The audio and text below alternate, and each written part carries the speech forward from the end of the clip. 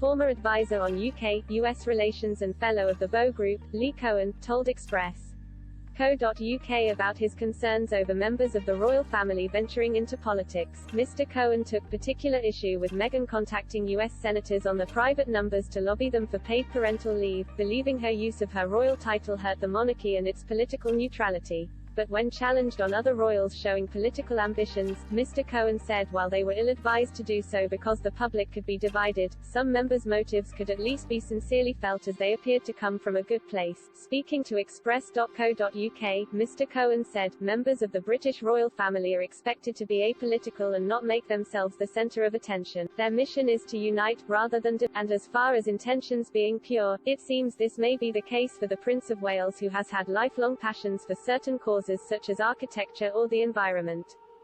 Prince Charles has used his position to do many exemplary things, with his Prince's Trust being an excellent example. In the case of the Sussexes, they seem in my view to be drawn, like moths to the flame, to issues that will help them achieve their ends, which include remaining in the spotlight.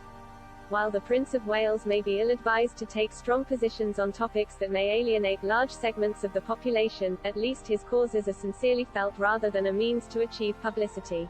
The Prince of Wales has been a long supporter of environmental issues before green politics came to the forefront of public debate. More recently, Prince Charles was invited to COP26 to deliver speeches and speak with world leaders about climate change. But despite his staunch campaigning throughout the years, Prince Charles has been attacked, with some critics questioning if a royal family under him will remain apolitical. Political commentator and former Australian councillor Liz Storer attacked Prince Charles on Sky News Australia and said he was unhinged for calling for a military-like effort to tackle climate change. She remarked, "Are we going to see the military patrolling our streets? Are we going to see militia knocking on doors? Have you done your recycling?"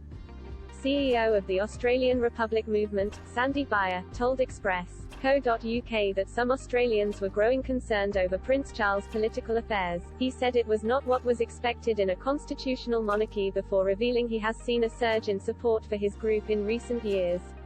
Mr. Cohen added Prince Charles could also learn a lot from the Queen as she refrains from showing her political belief. He explained, "Interestingly, people project their own political beliefs on the Queen. Whatever opinions they hold, they imagine she shared. Take for instance her very neutral remarks when she expressed the hope that voters will think very carefully about the future before the Scottish independence referendum."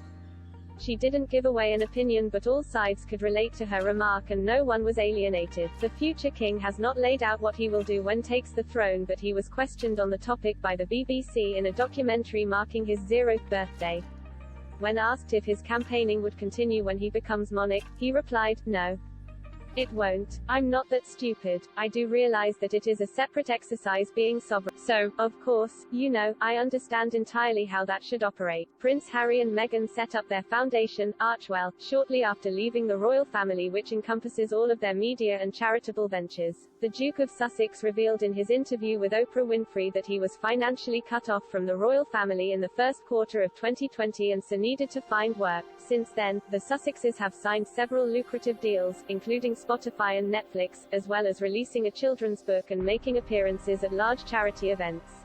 But political commentators attacked Meghan after it was revealed she privately called U.S. representatives to back paid parental leave. The Duchess of Sussex contacted Republican Senators Shelley Moore Capito and Susan Collins on the private numbers to ask to support the move. She said in an interview with Andrew Ross Sorkin, "I don't see this as a political issue, frankly. There is a precedent among my husband's family, the royal family, of not having any involvement in politics.